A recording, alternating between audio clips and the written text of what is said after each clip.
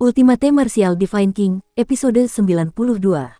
Untuk melihat video selengkapnya, sahabat bisa kunjungi playlist yang telah Sabta Novel sediakan. Yuk mari, kita berimajinasi bersama dan masuk ke alur ceritanya.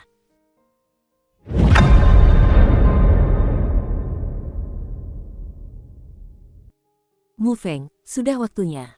Ayo mundur. Hao Zi mengendalikan tikus penggerek emas untuk membantunya memetik buah yuan darah dengan kain putih, lalu berteriak ke arah lembah di bawah. Mundur, Mu Feng, Qi Yuan, dan para jenius lainnya dari Akademi Bela Diri Kekaisaran semuanya tercerahkan. Mereka menangkis gelombang monyet hantu bertanduk satu yang mendekat, lalu mundur ke posisi Hao Zi. Jie. Pada saat yang sama, monyet hantu bertanduk satu telah menyadari bahwa buah yuan darah yang tersisa di lembah sudah hampir habis. Mereka sangat marah hingga memamerkan gigi dan melompat-lompat. Jie, monyet hantu bertanduk satu yang marah mengejar mereka, tetapi Mu Feng dan yang lainnya sudah mundur ke sisi Hao Zi. Hehe, tikus, mana buah yuan darah? Mu Feng tersenyum gembira. Mereka semua ada di sini. Hao Zi mengangkat tas kain di tangannya. Kau benar-benar hebat, haha. Mu Feng terkejut dan mengulurkan tangan untuk mengambil tas kain itu. Berikan padaku. Hao Zi tidak banyak berpikir dan menyerahkan tas kain itu. Namun, pada saat ini, tatapan Qi Yuan tiba-tiba menjadi dingin. Ia mengulurkan tangan kanannya secepat kilat dan langsung merebut buah yuan darah dari tangan Hao Zi. Kau, wajah Mu Feng berubah drastis dan dia berteriak marah. Sialan, Akademi Bela Diri Kekaisaran, apa maksudmu? Hehe, bukan apa-apa. Aku cuma mau berterima kasih sama kalian berdua karena sudah membantu kami memetik buah yuan darah sebanyak ini. Wajah Qi Yuan menampakkan senyum puas dan jahat, dan ketiga pemuda dan pemudi lainnya dari Imperial Martial Academy juga menampakkan tatapan jahat.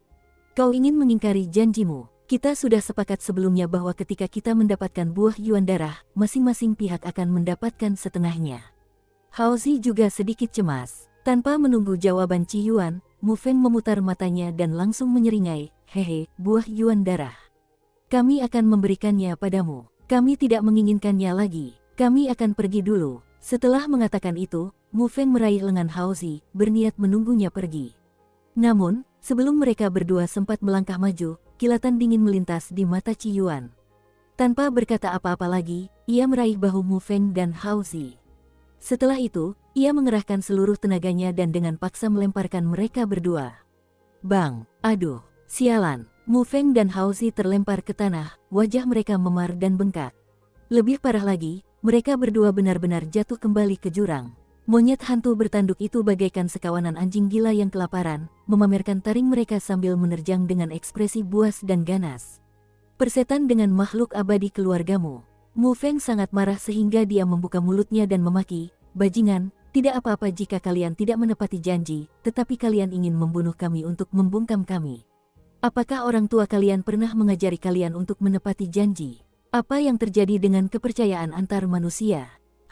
Qi Yuan mencibir, tentu saja, semakin sedikit orang yang tahu tentang buah yuan darah, semakin baik. Kamu bilang kamu tidak menginginkannya, tetapi dalam hatimu kamu tidak berpikir demikian. Anda terburu-buru untuk pergi karena Anda ingin kembali dan meminta bantuan. Kau tidak bisa menyembunyikan tipuan kecilmu dariku. Persetan dengan semangka besar bibimu.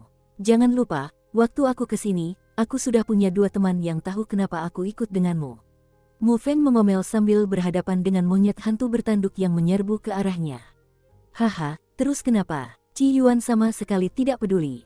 Wajahnya penuh dengan seringai nakal, mereka berdua tidak tahu bahwa kita sudah mendapatkan buah yuan darah. Kalau ada orang di pihakmu yang bertanya, aku bisa bilang operasinya gagal. Kami tidak mendapatkan buah yuan darah, dan yang lebih menyedihkan adalah kami kehilangan nyawa kalian berdua. Sialan, jalang. Mu Feng sangat marah hingga dia menggertakkan giginya. Saat ini, mereka berdua sudah terkepung oleh monyet hantu bertanduk. Dalam situasi ini, mereka bahkan tidak bisa melarikan diri. Qi Yuan dan yang lainnya menatap ke bawah pada dua orang yang dikelilingi oleh monyet hantu bertanduk, dan senyum menghina muncul di wajah mereka. Hei, cuma dua sampah dari prefektur Tensei. Kalau mereka mati, ya mati saja. Siapa peduli? Yang berbicara adalah seorang pemuda berbaju hijau. Ledakan. Di bawah pengepungan monyet hantu bertanduk, Hao Zi dan Mu Feng segera berada dalam kondisi menyedihkan dan kehilangan kemampuan untuk melawan. Terutama Hao Zi, yang kekuatannya hanya di tahap pembukaan saluran 9, dipenuhi luka dan memar. Cakar tajam monyet hantu bertanduk yang seperti pedang tajam meninggalkan luka berdarah di tubuh Haozi. Kulitnya robek dan dagingnya terekspos, sungguh pemandangan yang mengerikan. Tikus, jangan mati. Dengan lambaian ujung jari Mu Feng, pedang Ki putih tak terlihat terbang keluar dan memotong kepala monyet hantu. Pada saat yang sama, seekor monyet hantu di belakangnya meninggalkan bekas cakaran yang dalam di punggung Mu Feng, yang terkejut. Rasa sakit yang hebat membuat seluruh tubuh Mu Feng gemetar tak terkendali. 5 luka berdarah yang begitu dalam hingga tulang-tulangnya terlihat tiba-tiba muncul di punggungnya. Dalam sekejap, amarah yang tak berujung membuncah, dan mata Mu Feng langsung memerah. Bajingan, inilah yang kalian lakukan padaku. Jika aku tidak membunuh kalian bajingan hari ini, namaku bukan Mu Feng. Ledakan. Begitu suaranya jatuh, roh jahat aneh meletus dari tubuh Mu Feng. Ia mengangkat tangannya dan mengangkat telapak tangannya, dan kekuatan esensi sejati merah melonjak ke depan seperti sungai. Kekuatan yang tak tertandingi itu mengejutkan dan menggetarkan. Dengan serangkaian ledakan dahsyat, 5 atau 6 monyet hantu bertanduk terlempar dalam sekejap. Masing-masing dari mereka menjerit, tulang mereka patah, dan organ dalam mereka hancur berkeping-keping. Di tengah perjalanan mendaki gunung, Qi Yuan dan yang lainnya memperlihatkan ekspresi keheranan. Kenapa aura orang ini tiba-tiba meningkat begitu tinggi? Tanya seorang wanita muda dengan bingung. Siapa peduli? Sejahat apapun dia pasti akan mati. Pria berbaju hijau itu mencibir. Mereka tampaknya ingin melihat Mu Feng dan Haozi mati di sini dengan mata kepala mereka sendiri sebelum mereka pergi. Pada saat ini, Haozi yang berlumuran darah akhirnya tidak dapat bertahan lebih lama lagi dan terjatuh tak berdaya ke tanah. Tikus, jangan mati. Meskipun aura Mu Feng beberapa kali lebih kuat dari sebelumnya, dia tidak punya waktu untuk mengurus Haozi saat menghadapi gerombolan binatang buas yang datang gelombang demi gelombang. Setelah itu, kedua monyet hantu bertanduk satu itu menerkam tikus-tikus di tanah bagaikan hantu kelaparan. Akan tetapi, tepat pada saat kritis ini, cahaya tombak yang cepat dan ganas menyambar langit bersamaan dengan aliran cahaya yang dapat ditelusuri kembali ke masa 1000 tahun yang lalu, dan menembus kepala dua monyet hantu bertanduk secara berurutan. Merasa, darah hangat berceceran, dan kedua monyet hantu bertanduk yang menerkam ke arah Haozi bahkan tidak sempat berteriak sebelum mereka kehilangan nyawa. Dukung terus channel YouTube Sabta Novel. Detik berikutnya, seorang pria muda dan tampan melesat dan mendarat di samping Haozi.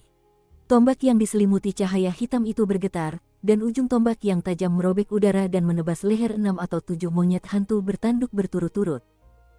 Jeritan pilu terdengar dan sederetan monyet hantu bertanduk di depannya langsung terbanting ke tanah. Astaga, Chu Hen, akhirnya kau di sini. Tiba-tiba aku merasa kau begitu tampan. Mu Feng terkejut sekaligus gembira. Matanya berbinar seolah telah melihat penyelamatnya. Bawa Haozi dan pergi dulu. Mata dingin Chu Hen terfokus, dan tatapannya yang sedingin pedang menyapu ke arah Qi Yuan dan yang lainnya yang berada di tengah gunung. Qi Yuan dan yang lainnya juga terkejut dengan kemunculan Chu Hen yang tiba-tiba. Orang usil lain muncul. Sudut mulut Qi Yuan melengkung membentuk senyum dingin. Raungan. Tepat saat Qi Yuan hendak melakukan sesuatu, raungan binatang buas datang dari belakang lembah. Semua orang terkejut, mereka mengangkat pandangan untuk melihat, hanya untuk melihat bahwa itu adalah monyet hantu bertanduk besar yang tingginya 4 hingga 5 meter, rambut merah di sekujur tubuhnya berdiri, tajam seperti jarum, tubuhnya yang kokoh tampaknya dipenuhi dengan kekuatan penghancur yang meledak-ledak, wajahnya yang ganas dan menyeramkan menyebabkan orang-orang gemetar ketakutan. Itu Raja Monyet Hantu bertanduk, seru pemuda berbaju hijau itu. Qi Yuan mengerutkan kening dan berkata dengan dingin, Raja Monyet Hantu bertanduk ini awalnya adalah iblis besar tingkat kelima. Selama ia menempati tempat ini, ia mungkin memakan banyak buah Yuan darah di sini. Aku khawatir ia telah berevolusi setidaknya ke tingkat iblis besar tingkat ke-7. Kultivasi Qi Yuan berada pada level ke-7 alam pembukaan Natal, dan dia bisa merasakan aura berbahaya dari Raja Monyet Hantu bertanduk.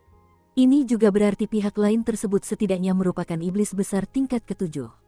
Mengapa binatang ini tidak keluar sebelumnya? Pria berbaju hijau itu terus bertanya. Kekuatan di tubuhnya agak gelisah dan kacau. Kalau tidak salah, ia bersembunyi di kegelapan untuk menerobos. Dibandingkan dengan yang lain, pengetahuan dan penglihatan Qi Yuan jelas jauh lebih tinggi. Raungan. Namun, pada saat inilah Raja Monyet Hantu bertanduk memancarkan aura ganas dan menyerbu. Serangkaian bayangan merah berkelebat di udara, dan Raja Monyet Hantu bertanduk melompat, langsung terbang lebih dari 20 meter di atas tanah. Dan targetnya adalah Qi Yuan dari Akademi Bela Diri Kekaisaran dan yang lainnya.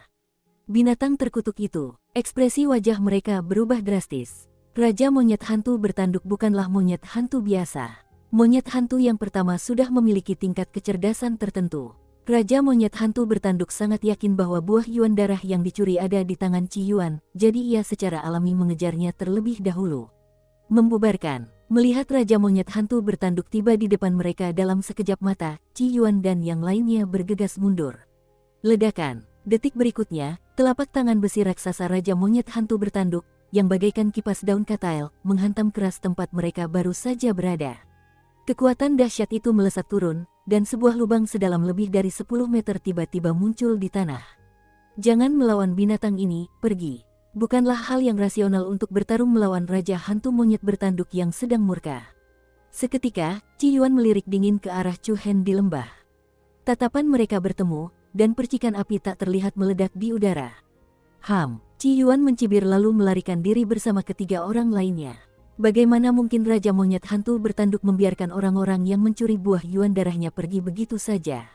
Ia juga mengejar mereka. Masalah besar, Raja monyet hantu bertanduk tidak datang, tetapi kelompok monyet hantu bertanduk masih mengepung Chu Hen dan yang lainnya. Bawa Hao Si pergi dulu, cepat, teriak Chu Hen.